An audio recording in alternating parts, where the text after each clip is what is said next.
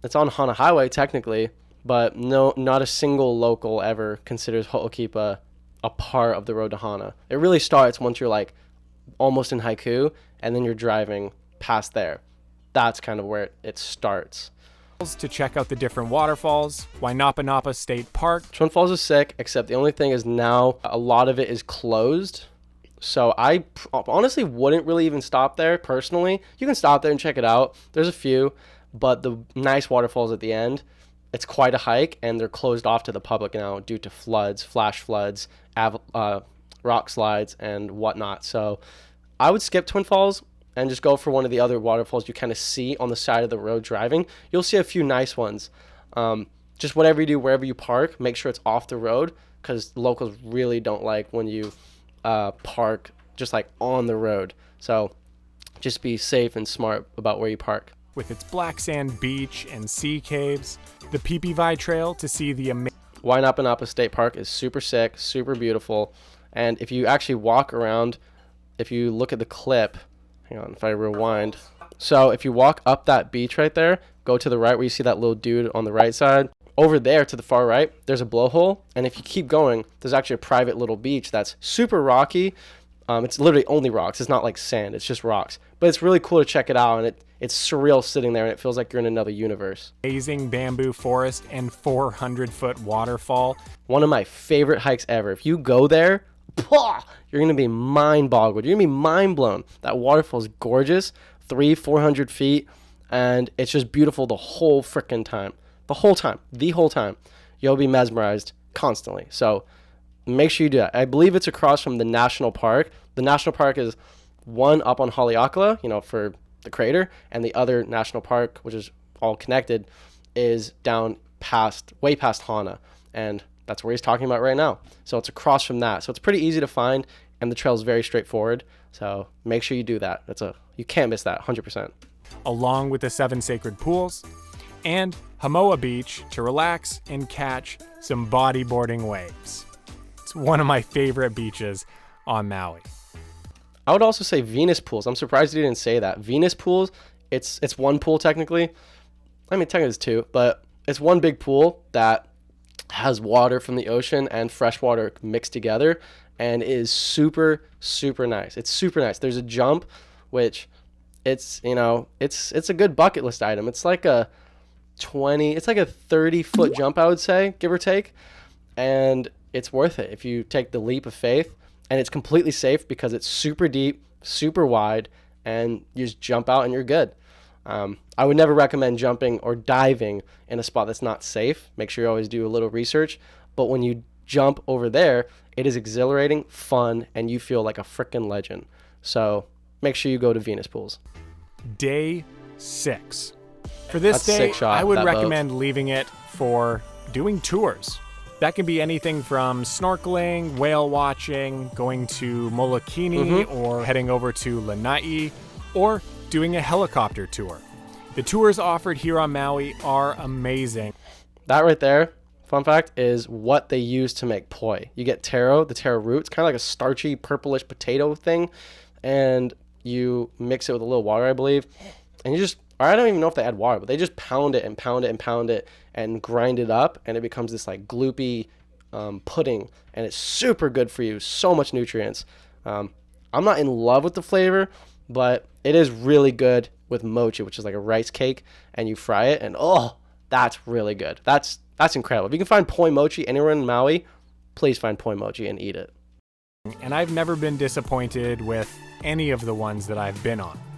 For the rest of the day, if there is any time left, catch some rays on the beach, as tomorrow you're going to be packing up and heading back home. I hope this guide to vacationing on Maui has truly been helpful. Every single recommendation here are things that I've personally done and actually continue to do here on Maui. And so if you have any questions... Yeah, so to recap, the video is really good, and just about everything he says is really accurate, honestly. Nice job, Matt. I love it. I love the video.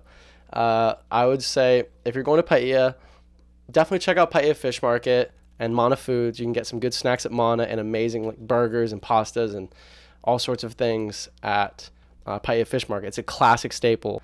And then going from Kahului, right by the airport, across from Costco, there are a lot of food trucks. Don't go to Costco, go to the food trucks. There's a lot of yummy food there.